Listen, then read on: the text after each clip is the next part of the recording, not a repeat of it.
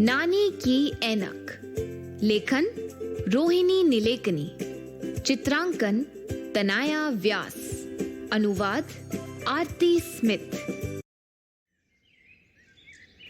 नानी की ऐनक हमेशा गुम हो जाती है। मैं कहाँ ढूंढूं?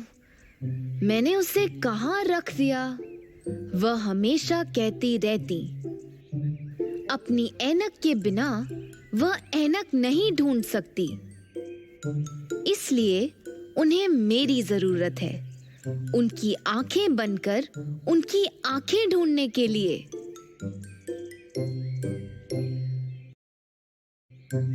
कभी उनकी ऐनक बाथरूम में, कभी बिस्तर पर, तो कभी माथे के ऊपर होती।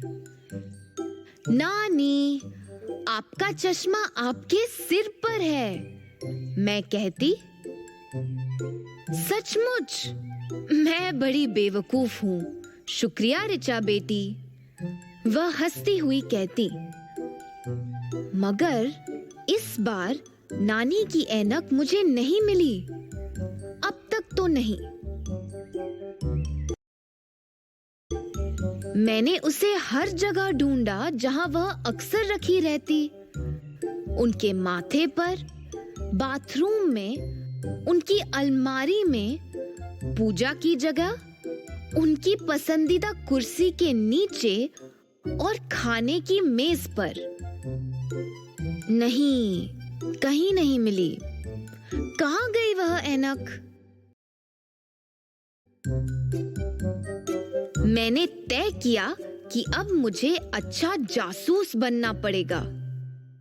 मैंने जानना चाहा कि नानी ने दिन भर में क्या-क्या किया। मैंने आज कुछ खास नहीं किया, सिवाय वीणा के सास से बातें करने के।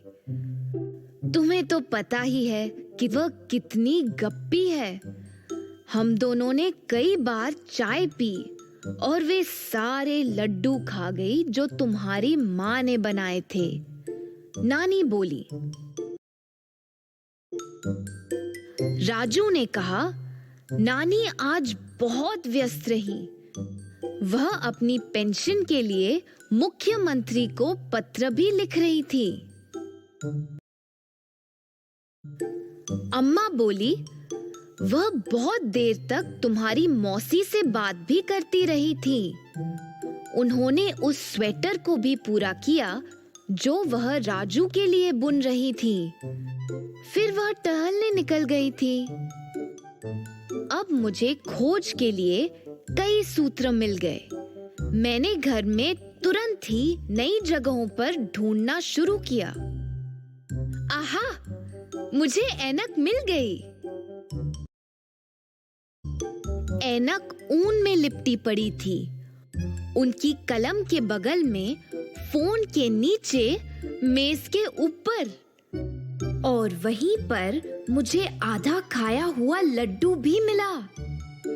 मुझे लगता है कि नानी के अगले जन्मदिन पर एक और ऐनक खरीदने के लिए मैं पैसे जमा कर लेती हूँ।